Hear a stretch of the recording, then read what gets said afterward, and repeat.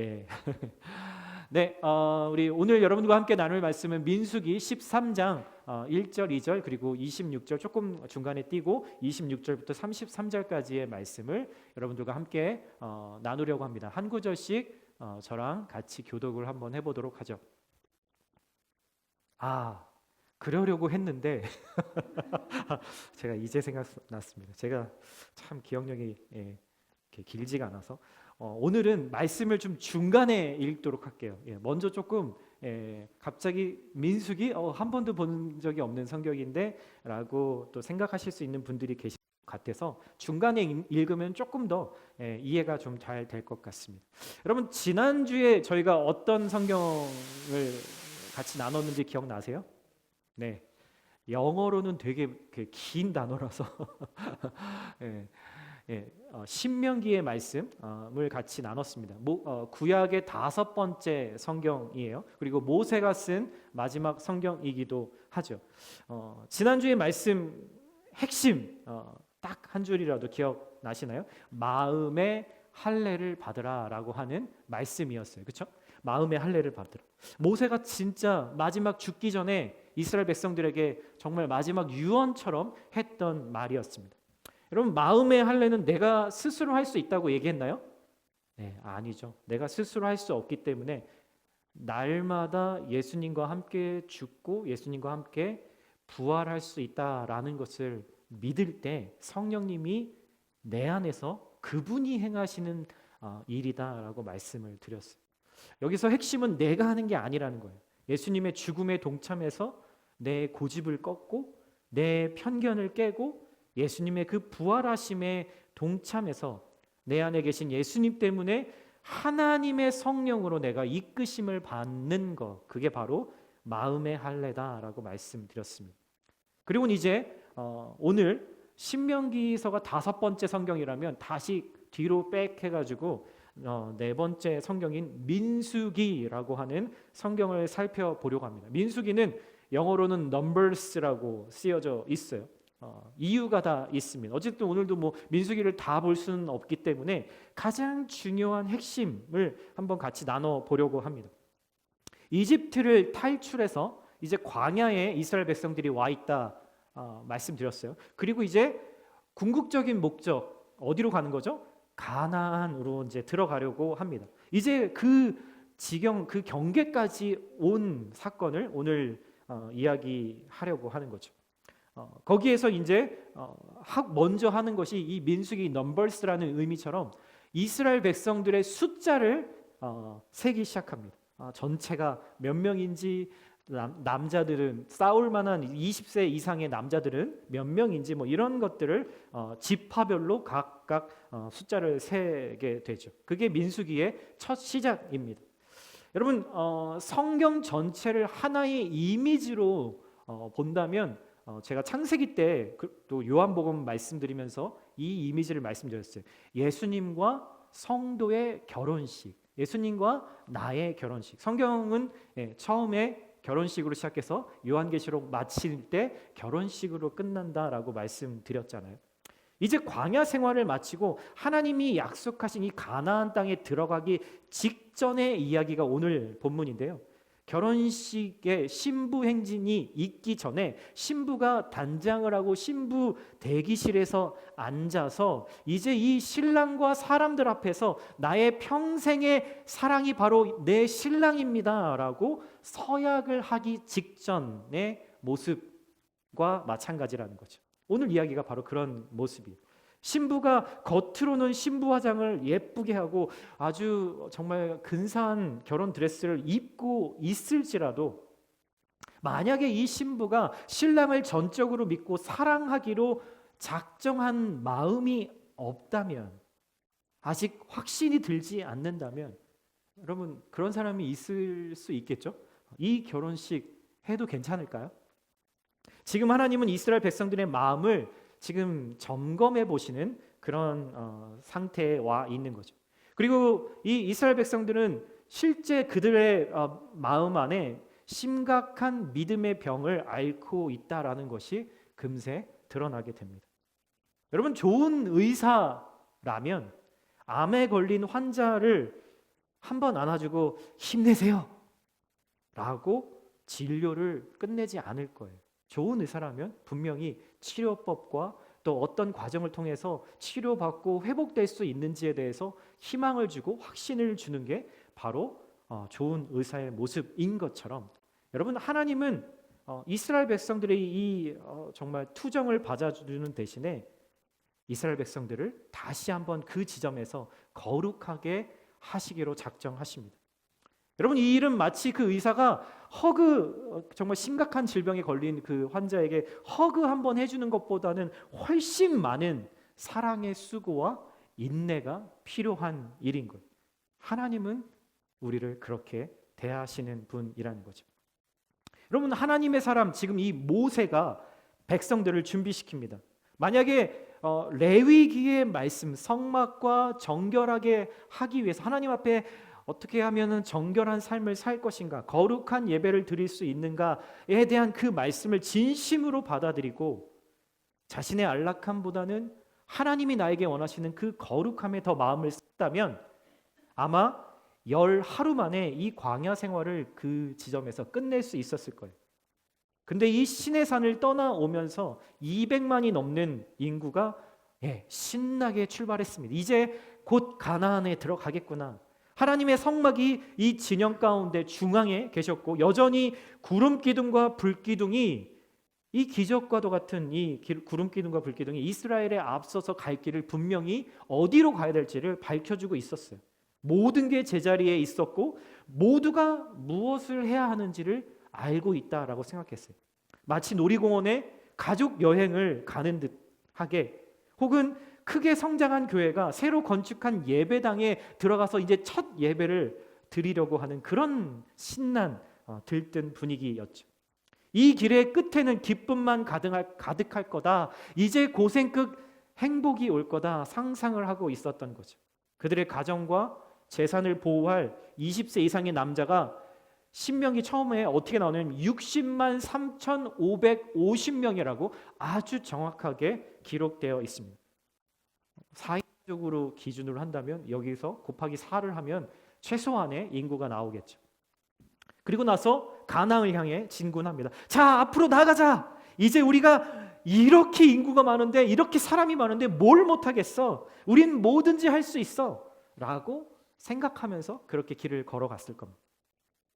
하지만 이 민수기의 끝을 보면, 이 신명기의 말씀까지 합쳐서 보면 이 60만 3만 5,550명에서 2명을 제외한 60만 3만 4,408명은 결국 가나안 땅에 들어가지 못하고 광야에서 죽게 됩니다. 도대체 오늘 무슨 일이 이스라엘 백성들에게 있었던 걸까요? 오늘 본문을 저와 함께 읽었으면 좋겠습니다. 지금 이 가나안 땅에 들어가기 직전의 사건을 여러분들과 함께 같이 읽어보도록 하죠. 1절 제가 먼저 읽습니다. 여호와께서 모세에게 말씀하셨습니다. 사람들을 보내어 내가 이스라엘 백성들에게 줄 가나안 땅을 살펴보게 하여라. 각 지파에서 지도자 한 사람씩을 보내라. 그들이 바란 광야의 가데스에 있는 모세와 아론과 이스라엘의 온 회중에게로 돌아왔습니다. 거기서 그들은 모세와 아론과 온 회중에게 보고했고 그 땅의 열매를 보여주었습니다. 그들은 모세에게 이렇게 보고했습니다. 당신께서 우리를 보내신 그 땅에 우리가 들어갔는데 그곳은 젖과 꿀이 흐르는 땅입니다. 거기서 나는 열매가 있습니다. 그런데 거기 사는 사람들은 힘이 세고 그 성들은 튼튼한 데다 엄청나게 큽니다. 게다가 거기서 아낙 자손들을 보았습니다. 네게부 지방에는 아말렉 사람들이 살고 있고 헷 사람들과 여부스 사람들과 아모리 사람들은 산지에서 살고 있습니다. 그리고 가나안 사람들은 바닷가와 요단강을 따라 살고 있습니다. 그때 갈렙이 모세 앞에서 백성들을 진정시키며 말했습니다. 우리가 올라가 그 땅을 점령하는 것이 좋겠습니다. 우리는 분명히 할 수 있습니다. 그러나 그와 함께 올라갔던 사람들이 말했습니다. 우리가 그 사람들에게 올라가서는 안 됩니다. 그들은 우리보다 훨씬 더 강합니다. 그러고는 그들이 이스라엘 백성들에게 자신들이 살펴보고 온 땅에 관해 좋지 못한 이야기를 했습니다. 우리가 살펴보고 온 그 땅은 거기 사는 사람들을 잡아먹는 땅입니다. 우리가 거기서 본 사람들은 모두 신장이 컸습니다.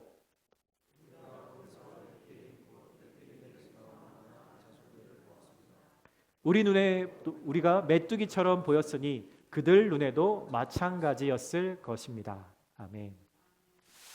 오늘 여러분과 함께 나눌 말씀의 제목은 믿음의 눈으로 제대로 보기라는 제목을 한번 지어봤어요. 여러분들 지금 지도를 보시면 아시겠지만 지도만 딱 봐도 여러분 눈에 딱 띄죠. 이집트라고 하는 땅이 얼마나 많은 사람들이 탐낼 수밖에 없는 땅이었나. 저 나일강을 기점으로 해서 저렇게 모두가 다 광야와 같은 풀이 없는 땅인데 저 이집트라고 하는 저기만 푸른 풀이 나 있는 위성 사진으로 찍은 모습이죠.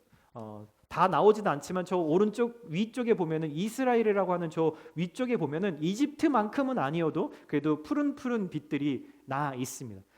그곳으로 지금 이스라엘 백성들이 저 시나이라고 하는 광야를 지나서 저쪽으로 지금 가고 있는 것이죠. 그래서 오늘 카데시 바네아라고 하는 저기 중앙 맨 위에 써 있는 그 지점에 지금 서 있는 거예요. 저 지점은 어느 곳이냐면 이제 이 가나안이라고 말하는 이스라엘, 지금 이스라엘이 있는 그 땅의 광야와 경계 지역 정도로 보시면 될 것 같습니다.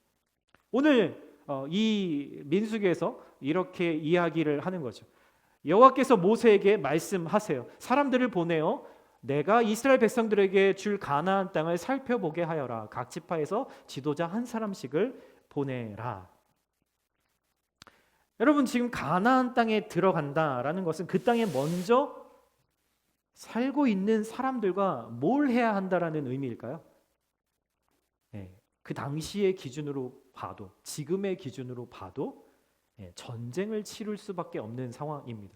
여러분 생각해 보세요. 지금 광야에 있는 이스라엘 백성들, 나라 없이, 자기 땅도 없이 그 광야에서 방황하고 있는 200만 명이 넘는 이 사람들이 지금 뭐 국경도 없고 국경 수비대도 없지만 그 가나안 땅으로 들어간다면 한두 명도 아니고 100명, 200명도 아니고 200만 명이 넘는 사람들이 그 땅으로 들어간다? 그때나 지금이나 이거는 뭐 엄청난 사건이 되겠죠. 전쟁과 다툼을 피할 수가 없는 일이라는 거예요. 같은 땅에서 함께 더불어 잘 살면 좋겠지만 그럴 수가 없는 거죠. 전쟁이라고 하는 의미로밖에는 생각할 수가 없는 상황이었습니다. 이스라엘 사람들은 이 전쟁을 하기 전에 먼저 우리에 대해서는 잘 안다고 생각해서 자기 자신들은 이제 20살이 넘는 장정 남자만 60만이 넘으니까 뭐 지금도 60만 명의 군대를 보유하고 있는 것은 엄청나게 많은 군대죠. 그 당시는 더 그 의미가 컸을 겁니다. 자기들에 대해서는 잘 알고 있는 것 같은데 상대방에 대해서는 한 번도 본 적도 없고 저들이 어떤 무기를 가지고 있고 어떤 사람들인지에 대해서 전혀 모르니까 정탐꾼을 보내서 먼저 상황을 파악하자라고 주장합니다. 여러분 모세가 어떤 사람이에요? 이집트에서 왕자로 살고 왕자로 교육받았던 사람입니다. 이집트의 왕자가 교육받았던 내용이 과연 무슨 내용이었을까요? 주 교육받은 내용은 전쟁에서 이기기, 전쟁에서 방어하기, 뭐 이런 주로 전쟁에 관한 것이었을 거죠. 그러니까 모세의 생각에도 그게 되게 합리적인 이야기로 들렸을 겁니다. 왜요? 지피지기면 백전백승이라는 말이 그냥 손자병법에만 나오는 말이 아니었거든요. 고대의 그 병법의 대부분의 장수들이 알고 있는 내용들이었죠. 그런데 중요한 것은 먼저 이 정탐을 하러 갑시다라고 제안한 사람들이 이 이스라엘 사람들이었는데 이들에게는 딴 마음이 있었던 것을 나중에 알게 됩니다. 모세가 자신의 설교책인 신명기서 1장에 뒷부분도 아니고 1장에 이렇게 써져 있습니다. 1장 21절 22절 한번 같이 한번 읽어볼까요? 시작. 보라 너희 하나님 여호와께서 이 땅을 너희에게 주셨다. 일어나 너희 조상의 하나님 여호와께서 너희에게 말씀하신 대로 이 땅을 차지하라. 두려워 말라 망설이지 말라. 모세가 하나님이 하신 말씀을 대언하면서 이렇게 말하죠. 근데 22절에 한번 읽어볼까요? 그러자 너희 모두는 내게 와서 말했다. 정탐꾼을 아모리 땅에 먼저 보내 우리가 어떤 길을 택할지, 우리가 갈 그 성들이 어떤지 보고 돌아오게 합시다. 여기서 우리가 알 수 있는 게 뭘까요?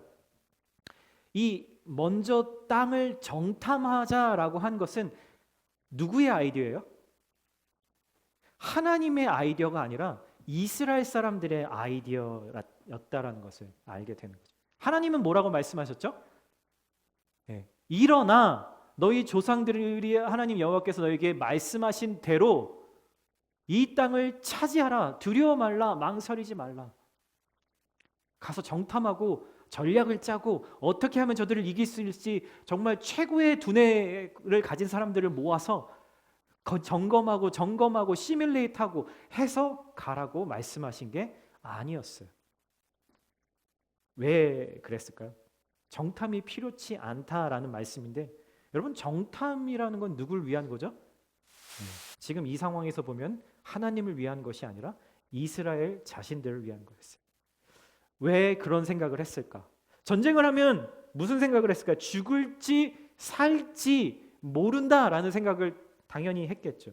근데 내가 살려면 그들에 대해서 전혀 모르면서 어떻게 이길 수 있을까? 어떻게 하면 이길 수 있을까? 그것을 분명히 고민해야 되지 않나라고 생각한 거죠. 여러분, 하나님은 이미 정탐이 필요 없다 말씀하셨어요. 왜요? 하나님은 이 땅에 대해서 누구보다 잘 알고 계시고 분명히 이 전쟁에서 하나님이 이기실 수 있다라고 말씀하셨기 때문이죠. 그런데 이렇게 정탐하자라고 했던 이스라엘의 진짜 의도가 뭐였을까요? 이 전쟁 내가 하는 거야. 이 전쟁 60만 명이나 있는 이 많은 군대로 우리가 하는 거야 라고 생각하는 그 생각이 밑에 깔려 있었기 때문에, 우리가 그들보다 힘이 많이 세고 우리가 그들보다 전략이 좋으면 이기는 거고, 그렇지 않으면 죽을 수 있으니까 상대방 상황을 먼저 확인해야겠다라고 생각한 것이죠. 분명히 합리적인 생각이에요. 하지만 모든 합리적인 생각이 하나님의 뜻과 일치하지는 않습니다. 각 지파에서 한 명씩 12지파가 한 명씩 뽑아서 12명의 정탐꾼을 보냅니다. 그리고 그들이 돌아온 이야기가 우리가 함께 읽었던 오늘 말씀이에요. 그리고 그들이 처음으로 정탐을 하고 와서 리포트를 합니다. 사람들에게, 온 백성들에게 이야기를 하는데, 처음에 이야기하는 것이 뭐냐면 이 땅은 젖과 꿀이 흐른 땅입니다. 무슨 말이에요? 최고의 땅이라는 얘기예요.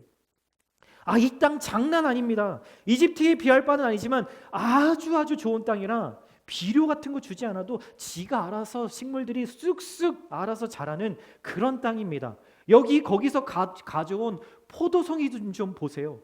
한 가지를 잘라왔을 뿐인데 20살이 넘는 그 힘센 장정 남자 2명이 어깨에 막대기로 이렇게 메고 왔는데도 너무 무거워서 정말 가지가 휘어질 정도로, 이 포도 좀 보세요.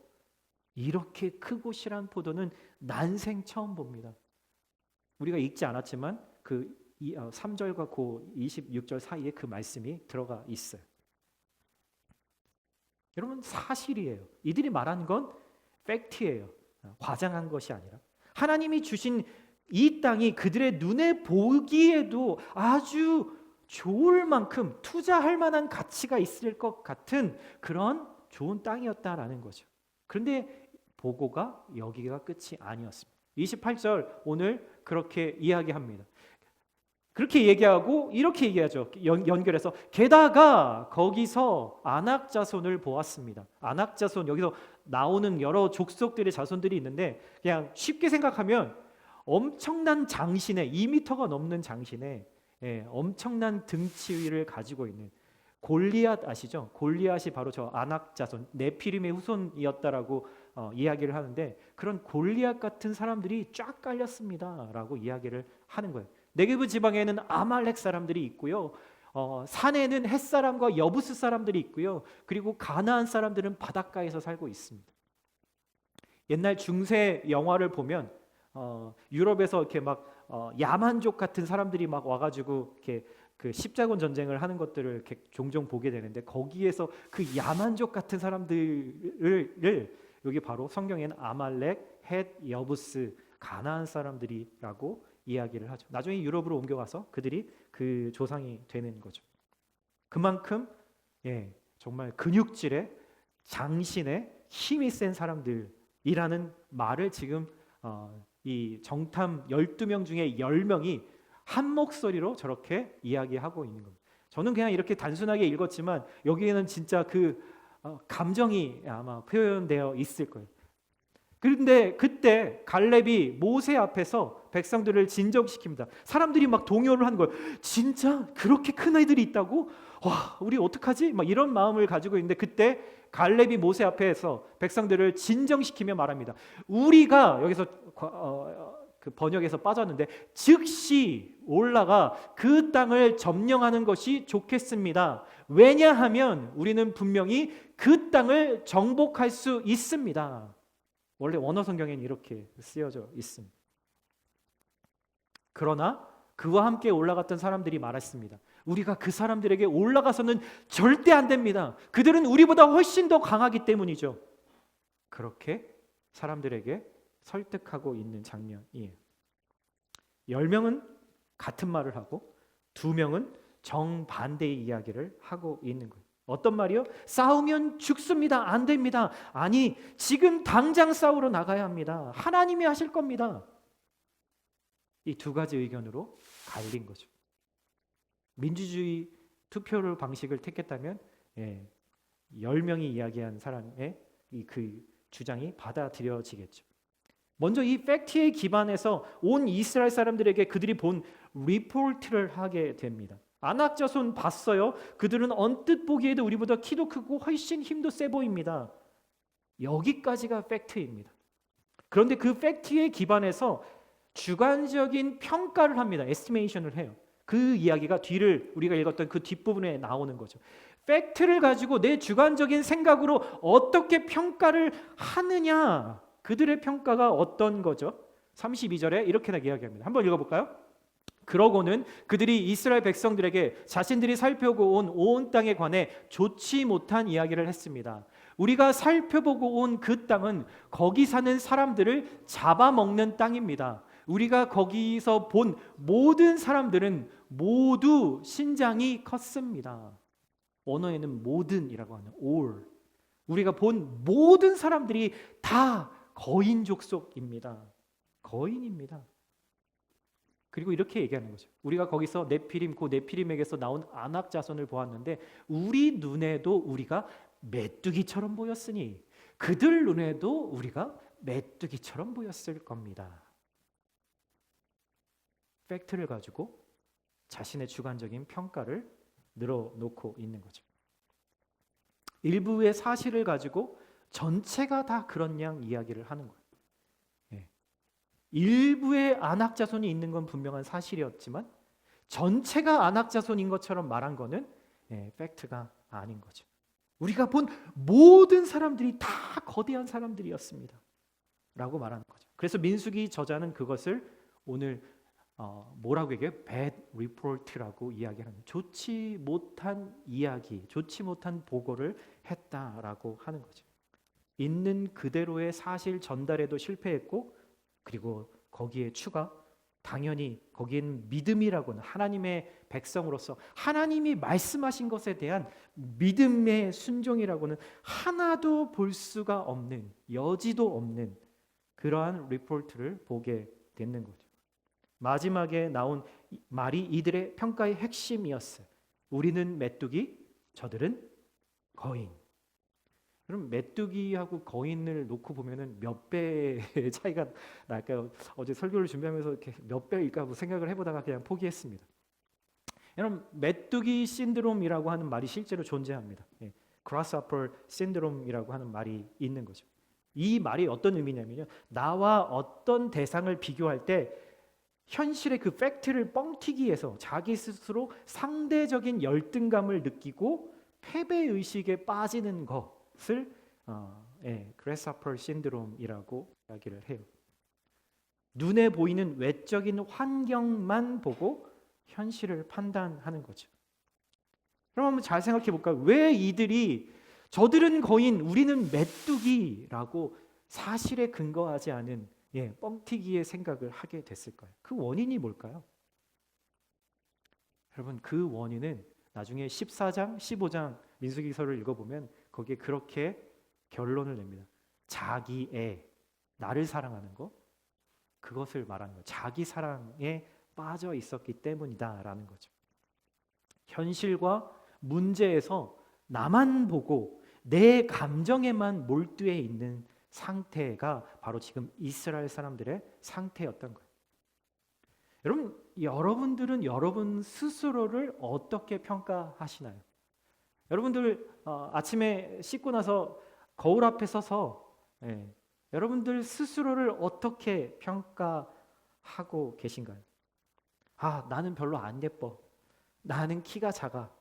난 쌍꺼풀이 없어. 난 그렇게 공부를 잘 못해. 난 뛰어나지 않아. 그리고 난 가진 것도 별로 없어. 여러분, 다 내 얘기 같지 않으세요? 저의 얘기.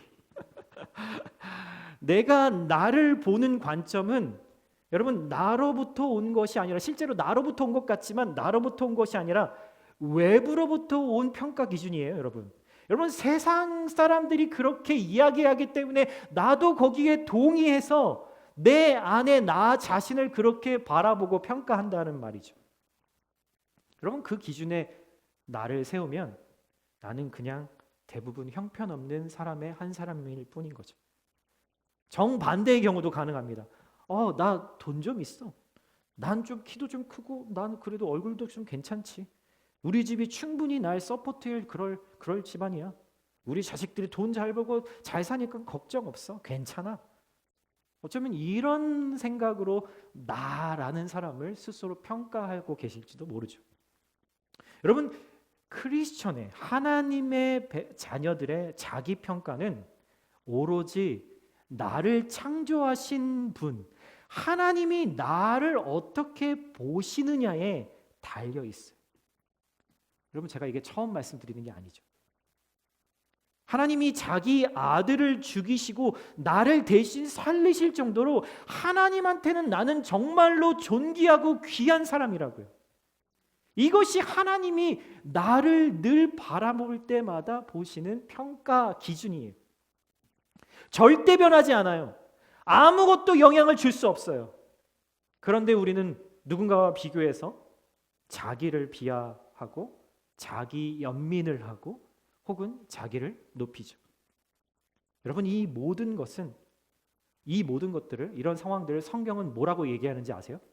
하나님을 대적하는 교만함이다라고 이야기를 합니다. 하나님의 말씀하신 그 기준이 있는데 그것을 따르지 않고 나 자신을 평가하고 혹은 누군가를 평가하는 것을 하나님을 대적하는 교만함이다라고 부른다라는 거예요. 여러분, 지금 10명의 정탐꾼들 그리고 온 이스라엘 백성들은 이 교만함의 죄에 빠져 있어요. 여러분, 죄는요, 긍정적인 팩트를 보고도 부정적인 반응을 찾아내고 반응하게 만듭니다. 여러분, 그런 사람 주변에 있죠? 아니, 내가 그런가요? 여러분, 그 이유는 왜 긍정적인 팩트를 보면서도 왜 부정적인 판단을 하냐면 내 안에 불안함이 있기 때문이에요. 잘 생각해 보세요. 여러분, 죄는요, 하나님과 나를 분리시킵니다. 죄는 나와 하나님을 분리시킨다고요. 분리가 되면 어떻게 되죠? 어린 아이들이, 갓난쟁이 아이들이 엄마를 일정 시간 떨어져 있으면 어떤 현상이 일어나면 분리불안 증세가 나타나게 됩니다. 다양한 방식으로 나타나게 되죠. 하나님과 분리된, 죄로 인해서 분리된 나는 불안하고 끊임없이 그 불안함 때문에 불편하고 불만족하는 상태를 만들어내는 거예요. 여러분, 그런데 하나님이 우리에게 주신 구원 있잖아요. 예수님을 통해 우리에게 주신 그 구원은 이 분리불안의 근본적인 그 어려움을 깨트리는 유일한 처방약입니다. 여러분, 그렇다면 왜 구원받은 이스라엘 백성들, 이집트에서 노예로, 죄의 노예로 살다가 구원받은 이 이스라엘 백성들은 왜 부정적이고 왜 불평하고 있을까요? 여러분, 중요한 질문이겠죠. 왜요? 우리가 그렇게 살 때가 많잖아요. 여전히 이집트에서 노예된 마음에서 벗어나지 못했기 때문이에요. 노예의 근성에서 벗어나지 못했기 때문이라는 거죠. 여러분, 스톡홀름 증후군이라는 말을 혹시 들어보신 적 있나요? 자기를 납치한 사람에게 그 긍휼한 마음을 갖는 거죠. 노예는 주인이 시키는 대로 하는 것이 노예예요. 그렇죠? 이집트에서 이스라엘 사람들은 그런 노예로 살았어요. 주인이 시키면 네, 알겠습니다, 하겠습니다. 그럼 노예가 시키는 일을 잘 못하면 여러분 누가 책임지죠? 노예가 주인이 시킨 일을 잘 못했어요. 누가 책임지죠? 주인이요? 아니죠. 노예 스스로가 책임을 져야죠. 어떻게 해요? 당시에는 죽임을 당하거나 매를 맞거나 몇 배로 일을 해서 갚아야 했어요. 여러분, 노예에서 자유인으로, 죄인에서 하나님의 자녀로 신분이 바뀌었음에도 불구하고 아직도 죄의 노예 근성을 벗어버리지 못하고 자유인으로, 자유인의 마음의 태도를 갖지 못하고 있는 거예요.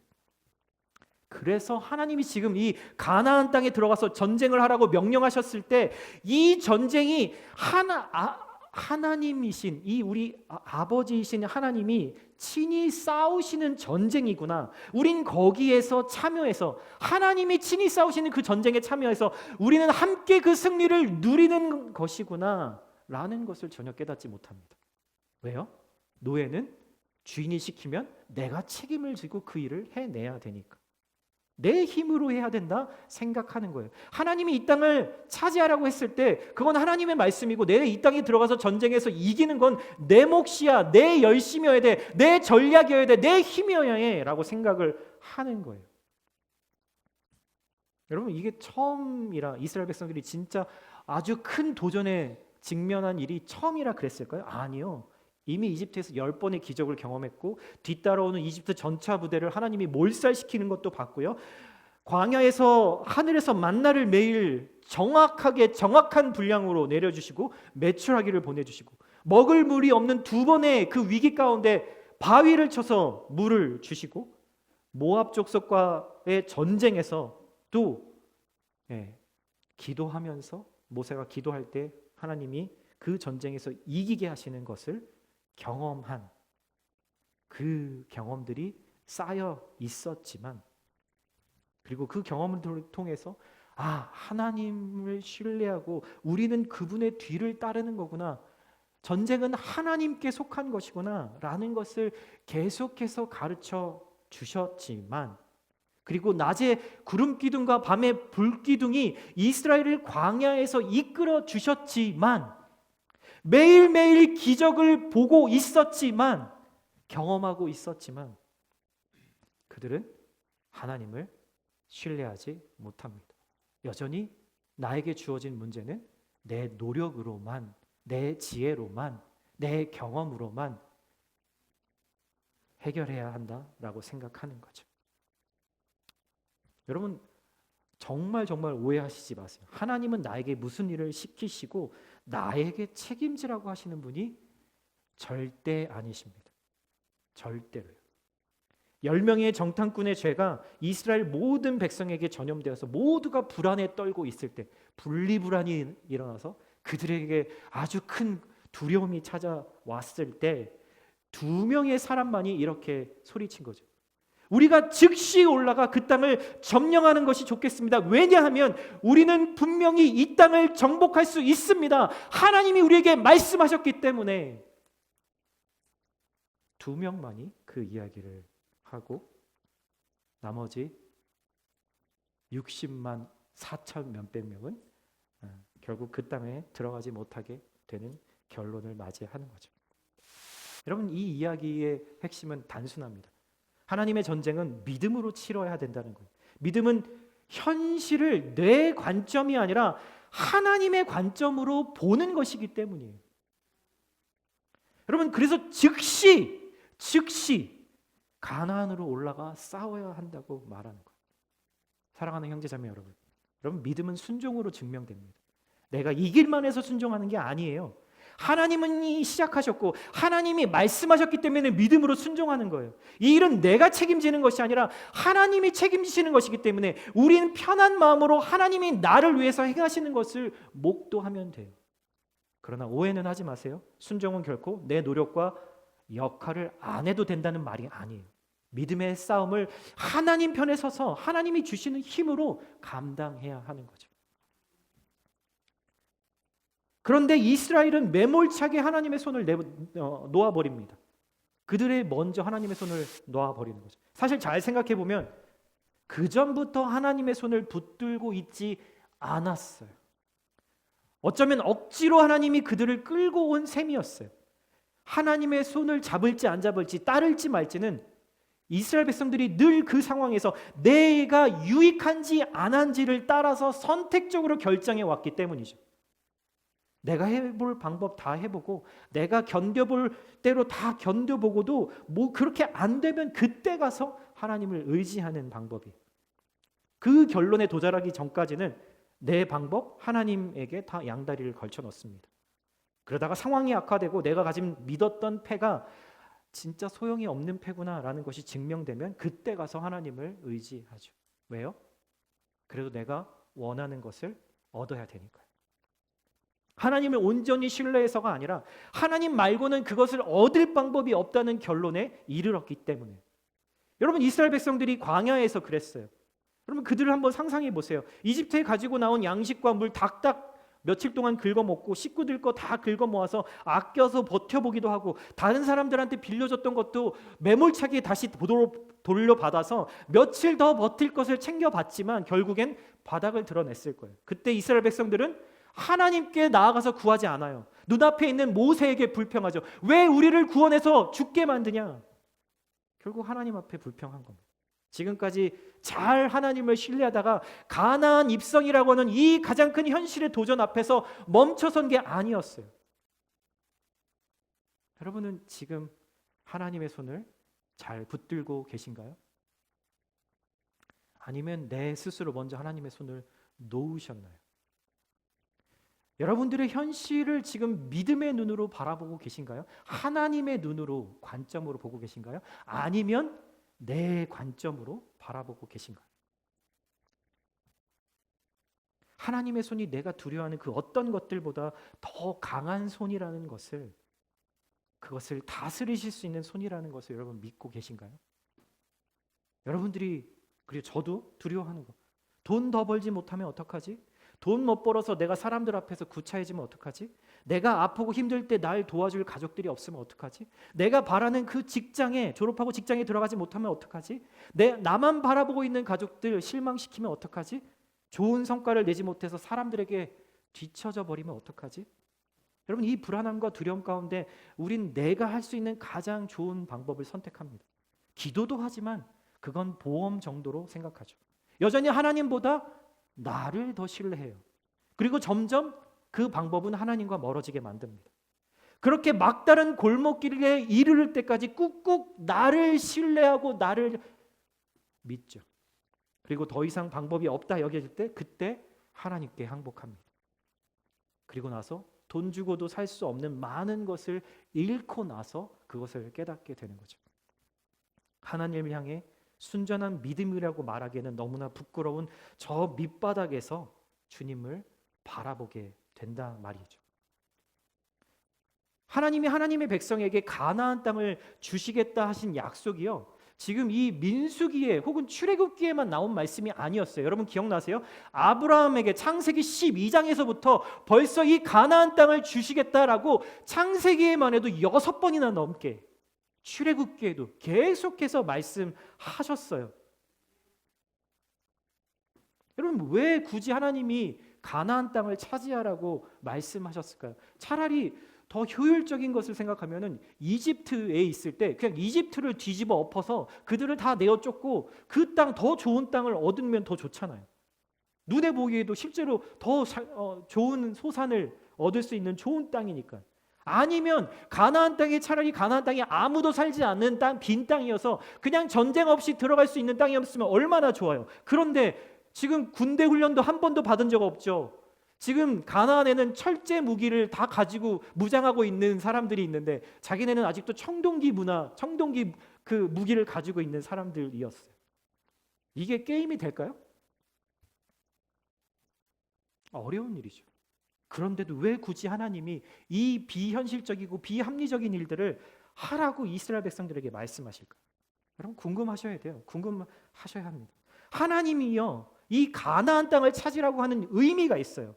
지금 2024년에 우리에게도 동시에 주시는 말씀이죠. 하나님의 나라, 하나님이 통치하시는 곳이라는 그 의미가 바로 가나안이라고 하는 의미인 거예요. 어디요? 하나님의 나라, 하나님이 통치하시는 곳이 바로 가나안이다. 예수님이 그것을 우리에게 잘 해석해 주십니다. 저렇게 설명해 주세요. 하나님의 나라는 내가 가야 할 곳이 아니라 하나님의 통치를 받아들이는 곳입니다. 여러분 이해하셨어요? 옆에 분에게 한번 말씀해 주시겠어요? 저 이야기를 그대로 한 번만 말씀해 주세요. 하나님의 나라는 내가 가야 할 곳이 아니라 하나님의 통치를 받아들이는 곳입니다. 말씀해 주세요. 이해 못하셨어도 옆에 분에게 한번 말씀해 주세요.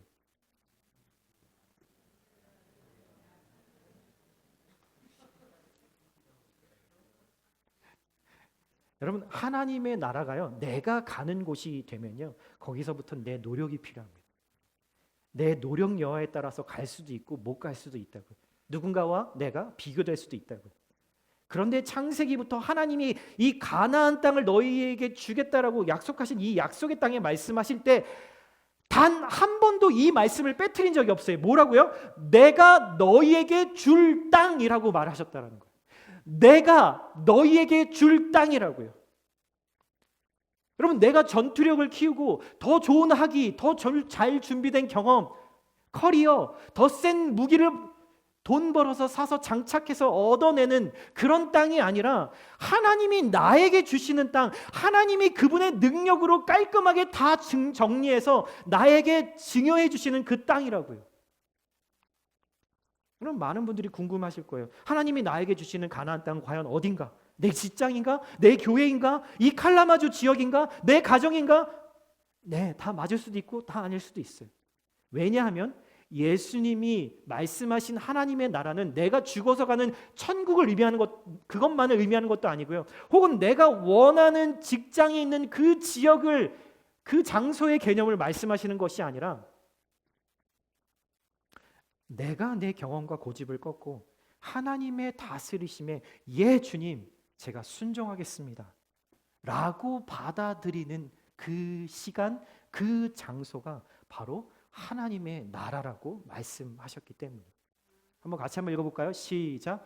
바리새인들이 하나님의 나라가 어느 때에 임하니까 묻거늘 예수께서 대답하여 가라사대 때 하나님의 나라는 볼 수 있게 임하는 것이 아니요 또 여기 있다 저기 있다고도 못하리니 하나님의 나라는 너희 안에 있느니라. 아멘이신가요 여러분?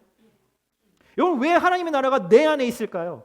하나님의 다스리심을 받아들일 때, 하나님의 통치하심을 내가 받아들일 그때 그곳이 하나님의 나라가 되기 때문이에요. 여러분 미국 대통령의 명령이 저 푸틴이 있는 러시아 땅에 영향을 미칠 수 있어요? 아니요. 절대 못 미치죠. 먹히지 않습니다. 하나님의 나라도 마찬가지입니다. 나를 통해서 하나님의 백성인 나를 통해서 우리 가정과 우리 교회를 통해서 하나님의 통치를 받아들이는 그때 그 장소가 바로 하나님의 나라가 임하는 거예요. 우리가 죽어서만 가는 하나님의 나라가 아니라 이 땅에서도 완벽하진 않지만 하나님의 나라를 우리는 나타내고 이루고 경험할 수 있는 거죠. 사랑하는 형제자매 여러분, 여러분들의 삶은 여러분들의 가정과 직장, 여러분들의 교회에 하나님의 나라가 임하고 있나요? 그럼 내 고집을 버리고 내 판단을 버리고 자기 연민과 자기 사랑을 십자가의 날마다 죽이고 하나님의 말씀이 여러분들의 말과 행동을 통해서 받아들여지고 있냐고요. 억셉트 되어지고 있냐고요. 그거를 오베이하고 계시냐고요. 이것이 이스라엘이 가나안 땅을 찾지 못하고 결국 광야에서 죽음을 맞이한 이유예요. 하나님은 나의 모든 문제를 정복할 수 있는 분이십니다. 내 방법대로 이루어 주시는 분이 아니라 하나님은 나에게 주어진 모든 문제를 그분의 힘으로 정복할 수 있는 분이시라고요. 여러분들의 우울함을 기쁨으로 옮기실 수 있는 분이세요. 아멘이신가요? 여러분, 그러기 위해서는 반드시 내가 죽어야 돼요. 내 교만함이 죽어야 돼요. 그래서 불평이 그치고 나만 바라보던 내 감정에만 몰두하는 그 시선을 들어서 나의 도움은 천지를 지으신 여호와께로부터 온다라는 것을 고백해야 한다고요. 하나님은 나를 살리시기 위해서 내 안에 하나님을 불신하는 모든 것들을 다 파괴시키실 것입니다. 여러분, 하나님은 나를 사랑하시기 때문이죠. 여러분, 그것이 파괴될 때 우리는 종종 괴로움을 느끼게 될 거예요. 고통스럽지만 그것이 저와 여러분을 지키시는 하나님의 최고의 방법이기 때문이죠. 여러분, 우리 그 하나님을 신뢰합시다. 자기 연민도, 자기 사랑도, 자기 자랑도 내려놓고 눈을 들어서 주님을 바라볼 때 분명 하나님의 나라가 내 안에, 내 삶에, 내 가정에, 우리 교회에, 그리고 이 나라와 이 민족 가운데 임하게 될 줄을 믿습니다. 아멘. 아멘.